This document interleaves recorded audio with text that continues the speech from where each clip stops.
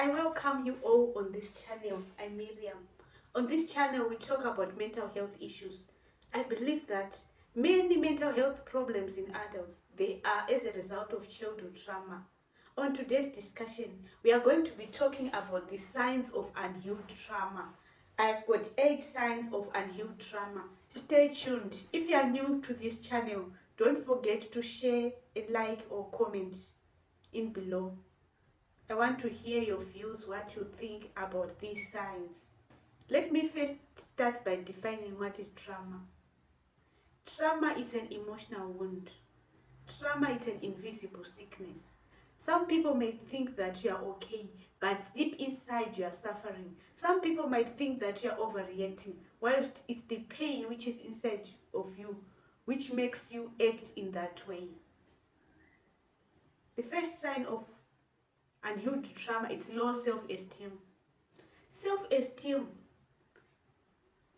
it includes the way you value yourself, the way you see yourself around people. Many people, they attach a value on themselves according to the way they were raised. If you grew up in a family where you were appreciated and your parents could see that, could give you value, you grow up into an adult who values herself or himself. But if you grow up in family where no one could see you, no one could appreciate you, you were always criticized, you end up growing into an adult who have low self-esteem. You always think that you are not good enough. You always think that, okay, you are a damaged good. No one will ever appreciate your efforts. No one likes you. You just have a negative self-image. You just see yourself as worthless. So if you have low self-esteem, it means you have unhealed trauma. Some people with low self-esteem can be seen by criticizing other people. They will be trying by all means to pull other people down. It's because they have got a negative self-image. They always check on the mistakes of other people so that they can criticize other people, they can pull other people down. So if you experience low self-esteem, you need to visit a counselor or a therapist. The other sign which shows that you have unhealed trauma is difficulties with relationships. Many people with low self-esteem, they tend to have difficulties in relationships. It's because they cannot communicate their feelings. They cannot communicate their desires well. If you cannot communicate your ideas, your desires, people might find it difficult to connect with you. In many times, if you had experienced neglect or abuse in childhood, you might end up taking these 2 personalities. It's either you become a people pleaser. You do things to please people. You move around seeking validation in every relationship which you make with people. You always think that if you don't cooperate with people's views, they are going to reject you. So you end up acting up to please people.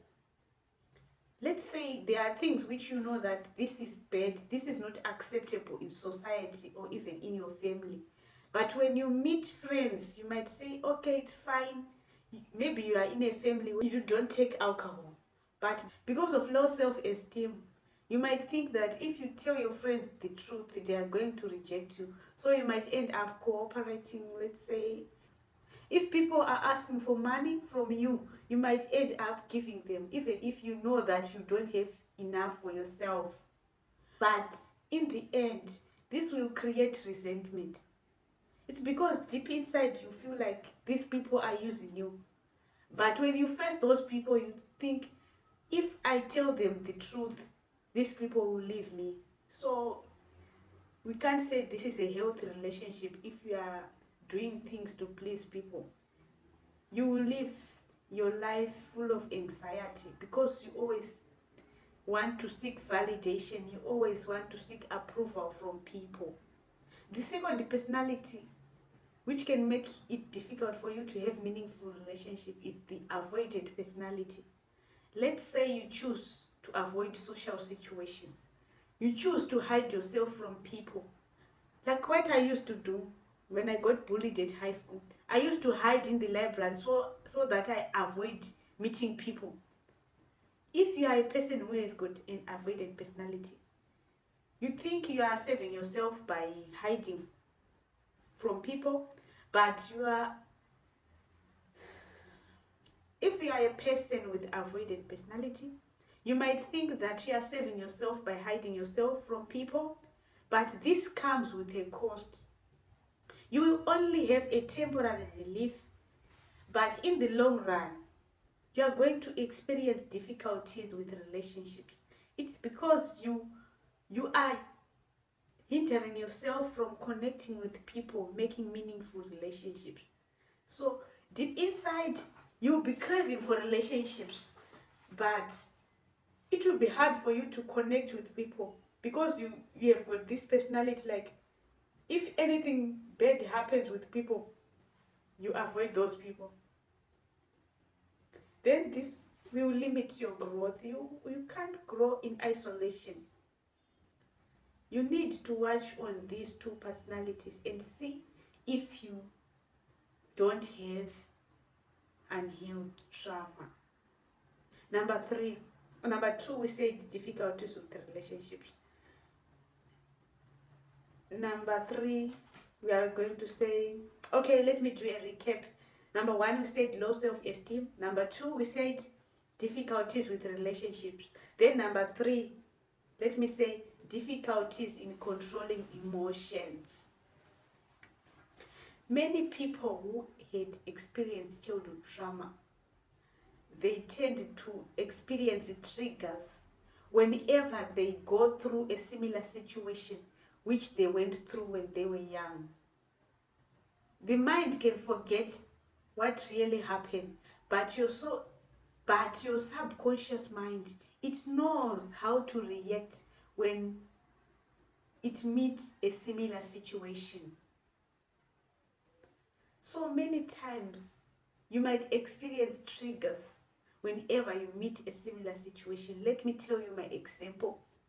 There was a time when I was so triggered. Every time I see a person being taken advantage of, I could feel triggered. It's because I didn't know that it's because of my childhood I have been bullied. Imagine now, when I'm witnessing a situation, I'm not directly involved in this situation, but I feel triggered, I get angry to the extent that I cannot control my emotions. People would think that I'm overreacting, but it's like I'm reacting to things which happened to me in the past as if it's just happening now.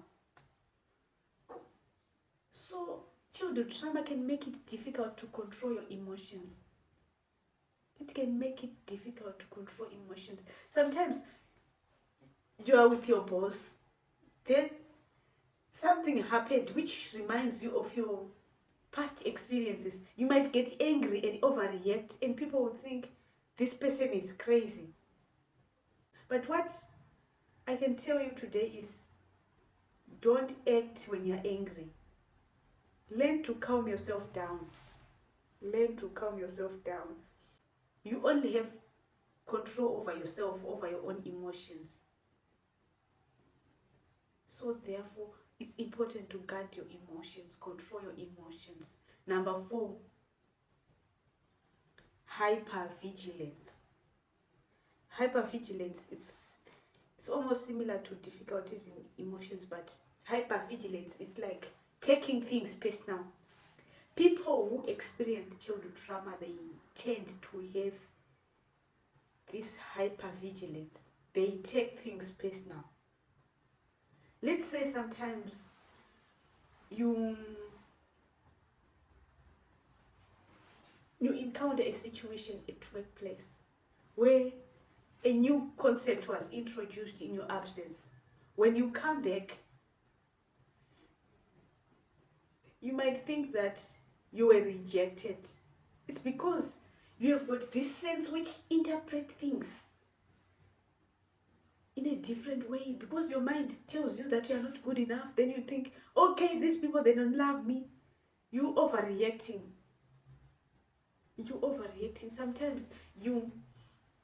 Sometimes maybe they were choosing the final team, then you didn't qualify. You might end up thinking that you were rejected because you are not good enough. You take things personal. Any tiny mistake, you think, okay, this one, they're doing it to me because I'm not good enough. That's the kind of hypervigilance I'm talking about. You take things personal. Let's say you enter into a room, then people, they are just laughing by the corner. You might interpret it as if people, they are laughing at you, of which they might be laughing at their own jokes. It's not like everyone out there is hating you. It's not like everyone out there is talking about you. You take things personal if you had experienced childhood trauma. If you see yourself as a person who is taking things personal, you need to visit a counselor or a therapist, then get some necessary help. Number 5. There are parents who are moving to diaspora. They leave their children behind, maybe with their grandparents, with their relatives, and they are sending paychecks for the upkeep of the children. Yes, the children, they are having the physical needs, but because of that lack of emotional connection with parents, the children might end up engaging into harmful behaviors. They might end up taking drugs. They might end up taking alcohol because they want to relieve the pain. Do you know that children have difficulties in regulating stress? So sometimes they might end up choosing to take alcohol, to take drugs, so that they can find relief. And this behavior is not right at all. Some children, they can learn to tell lies. Maybe it's because the parents or the guardians, they don't tolerate their answers. So they end up creating lies, which is a bad behavior, which can be a serious problem when these people grow into adults. Do you know that many people who have experienced childhood trauma, many of them might end up being involved in a lot of crime? Some people may choose to be robbers. Maybe it's because they grow up without enough necessities, without enough love. So they end up stealing other people's stuff. So this habit grew bigger until they are adults. Then they find it hard to control themselves over these bad behaviors. So many people who are into crime, they've got a background of childhood trauma, if you are to look into it. Let me hear your views in the comment section. Don't forget to like, share, and subscribe. Let's go to the point number 6. Difficulties in setting boundaries. Many people who have been through complex trauma or childhood trauma, they tend to have less control over their lives. They always think that they are not good enough. So when people came into their lives, some people, they end up making serious decisions for them. They cannot say, no, let me decide for myself. It's because they give other people freedom to do whatever they like. People who have experienced childhood trauma or abuse, they tend to put less value on themselves. They think that other people have more value compared to them. So they give other people freedom to make decisions for themselves. Some people who have experienced the trauma, they might face difficulties in making decisions on who to marry. So some people out there can end up deciding for them, marry this one, oh no, buy this car. It's because they put a less value on themselves, so other people, they just come in to make decisions for them, which is not right. Everyone is supposed to choose freely. If they want help, they should ask for help. Not like every time you want to make decisions, other people, they just come in with their own ways of doing things, then they impose all their decisions on you. It should not be like that. They should learn to set boundaries. I have this issue which I have heard some days ago. Some people, they say they live in a complex, so there are other ladies in the complex. Other ladies in the complex, they come and relax into a certain lady's house. They come and have breakfast, lunch, then after lunch, snacks. They demand to eat fruits. If there's fruit in the fridge, they open the fridge. They do whatever they like. They take the remote. They change the channels on the TV. Then, because the owner of the house has got this fear of rejection, she can't even say, no, don't do this in my house. But deep inside, this lady has got pain. This lady is full of pain. Then you will see this lady going to social media, asking people, what can I do with these people? They come to my house. They ask for food. They ask for morning breakfast. They ask for lunch. They ask for snacks. They take whatever they see in the fridge. It's because you can't set boundaries. That's why people, they are taking advantage of you. People, they take advantage of you because you are not telling them that you don't like this. These things, you don't like them. People, you should learn to set boundaries. If you are not comfortable with what other people are saying, just tell them you don't like it. You don't feel comfortable when they do this kind of behavior. Because if you don't tell them, other people will take advantage and you will suffer in silence. If you don't stand firm to set your boundaries, other people, they can take advantage of you. You need to stand firm and tell them, please, I don't feel comfortable if you come to my house this way. I don't feel comfortable if you come to my house, open the fridge, take the juice, take whatever you like every day. People should know that. People should learn to respect each other's property. But they can only respect you if you set boundaries. If you let them do whatever they like, they might think that you are comfortable with it. Okay. Number 7. The signs of unhealed trauma. Disconnection of self. When I say disconnection of self, people who have experienced trauma or neglect in childhood, they tend to see other people as good enough and they think that they are a damaged product. They can't compete with those people out there. So they tend to live a life seeking validation. It's like people with trauma is got two, it's separated the body and the spirit. It's like when the spirit is standing here, it is watching on the body, and the spirit is deciding, oh, act this way so that the people will be happy. Act this way so that the people will be happy. It's disconnection of self. If you see yourself as a person who always think on what to do, on how to react when people say this to you, or you say, after having a conversation with people, you go into your room and start to say, are people happy about what I say? Maybe I was supposed to say it this way. Maybe people are going to be satisfied. Oh, next time I will make sure. Or sometimes you might go to the extent of sending a long messages. Sometimes you might end up going out, sending a long message, trying to explain yourself, trying to explain why you acted that way.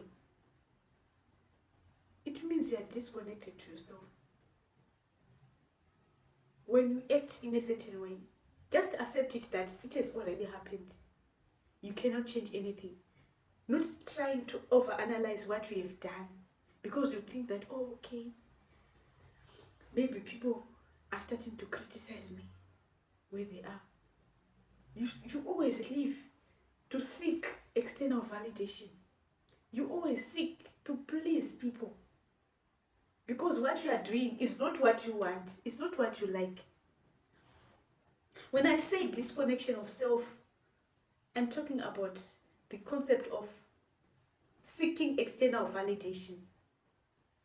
You act in a certain way, not because you like it, but you act in a certain way so that you want to please people. You always think that whatever you desire, whatever your passions, they are worthless, and other people's desires, they are good enough. So you always think that you should take care of other people's needs, rejecting your own needs. You always think that you should comfort other people whilst deep inside you are suffering. I have seen this kind of people. People, they say, oh, this lady is good-hearted. Because a lady is doing something. Not because they want to be that kind of person, but they want to seek an external validation for people to see that they are good enough. You need to work on yourself first before you work on other people's life. Before you start to monitor other people's lives, because people who have experienced the childhood trauma, they tend to take care of other people's needs more than their own needs. If you take care of other people's needs, then when you see those people going another way, you might want to control them, thinking that you own their life. It's not like you own their life. It's your problem because you want to control other people's life before you control your own life. You need to learn to reconnect with yourself, self-love, self-awareness. I will make another video on how to reconnect with yourself. Okay, number 8. This is the final point on the science of unhealed trauma. If you have unhealed trauma, you might feel stuck. It's because if you had experienced a lot of criticism in childhood, a lot of abuse, or say that an emotional neglect, you might think that you are not good enough, you are worthless. Then you might have brilliant ideas, a lot of brilliant ideas, but because of self-doubt, you might end up sabotaging yourself. You always think, what if I start this project? Then what people are going to say? Oh, what if I write this book? What if... You might think of writing a book, then you say, oh, what if I fail? What if it's not successful? I don't think many people like me. You end up being stuck because you are afraid of taking action. You are afraid of mistakes. You are afraid of negative comments. You end up feeling stuck because you always think that whatever you think is worthless. You always think that maybe if it's other people saying it, then it will be worth a point. It will be something meaningful. You need to understand that you are good enough. If you feel stuck in life, like you don't know where you are up to in with life, sometimes you feel stuck, you don't even notice your growth, you need to visit a counselor or a therapist so that you can discuss and see where the problem is coming from. You might feel stuck. It's not, feeling stuck doesn't mean that you don't have brilliant ideas. You might have brilliant ideas, but because you are an overthinker, you think too much. You think you give answers to yourself. You think you give answers to yourself. Then you end up saying, okay, this will never work. This will never work. You feel stuck. Every time you think You feel stuck. You don't even see your future as something which is going to proceed and be meaningful. Thank you so much for watching till the end. I love you so much. If you want to know how to heal emotional trauma, I'm putting a video in the description. You can watch on that video on how to heal emotional trauma. With this, I thank you. Don't forget to like, share, and subscribe. Thank you.